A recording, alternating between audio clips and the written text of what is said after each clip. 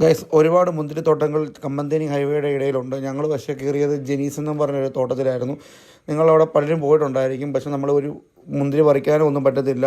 നമ്മളെ ഒരു ഭാഗത്ത് മാത്രമേ അവർ കയറ്റി നിർത്തത്തുള്ളൂ കാണാൻ വേണ്ടിയൊക്കെ. അവിടെ നമുക്ക് ജ്യൂസൊക്കെ മേടിച്ച് കുടിക്കാം. അങ്ങനെ മുന്തിരിത്തോട്ടമൊക്കെ കഴിഞ്ഞിട്ട് നേരെ ഞങ്ങൾ വണ്ടി തിരിച്ച് വീണ്ടും തേക്കടിയിലേക്കാണ് നമുക്ക് പോകേണ്ടത്. അവിടെ നിന്ന് വണ്ടി എടുത്ത് ഞങ്ങൾ തേക്കടിയിലേക്കാണ് പോകുന്നത് ഗൈസ്.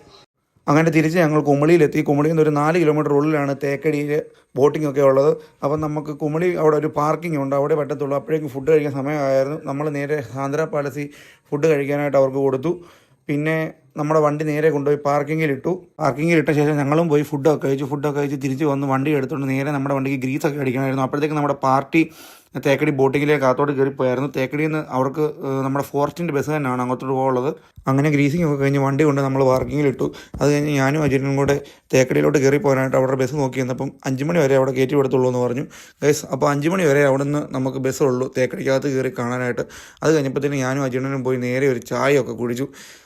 ശ്യാമണ്ണൻ വണ്ടിയിൽ കിടന്നപ്പോഴത്തേന് ഒരു ഉറക്കം പിടിച്ചായിരുന്നു ഗൈസ്. അങ്ങനെ ചായ കുടിയൊക്കെ കഴിഞ്ഞ് നേരെ ഞങ്ങൾ ശ്യാമണ്ണനെ പോയി പൊക്കി. ഞങ്ങൾ ക്രൂവിലെ എല്ലാവരും കുഞ്ഞു മനസ്സാണ് ഗൈസ്. അതുകൊണ്ടാണ് അവർ കുഞ്ഞു കുട്ടികളെ പോലെ ഇങ്ങനെ വഴക്കുണ്ടാക്കുന്നത്. അങ്ങനെ കുട്ടിക്കളിയൊക്കെ കഴിഞ്ഞപ്പോഴത്തേന് നമ്മുടെ പാർട്ടി ഒരു 6 മണിയൊക്കെ ആയപ്പോഴത്തേന് വന്നു.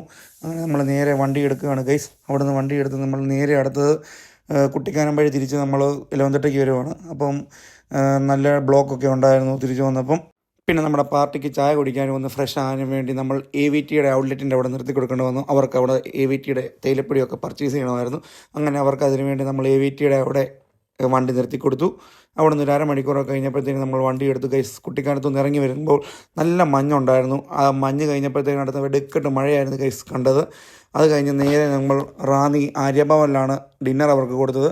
അപ്പം ഡിന്നർ കഴിച്ച് കഴിഞ്ഞ് നേരെ ഞങ്ങൾ വണ്ടി എടുത്ത് നേരെ നമ്മുടെ ഇലവന്തിട്ടയ്ക്ക് പോയിരുന്നു. അങ്ങനെ ഇലവന്തിട്ടയ്ക്ക് പോയി വണ്ടി ആളെയെല്ലാം ഇറക്കി എല്ലാവർക്കും സന്തോഷമായി ഹാപ്പി ആയിട്ട് ഞങ്ങൾ അവരെ വിട്ടു. അത് കഴിഞ്ഞ് നേരെ ക്രൂ നമ്മുടെ ശ്യാമണ്ണനൊക്കെ എന്നെ കൊണ്ട് വീട്ടിൽ വിട്ടു.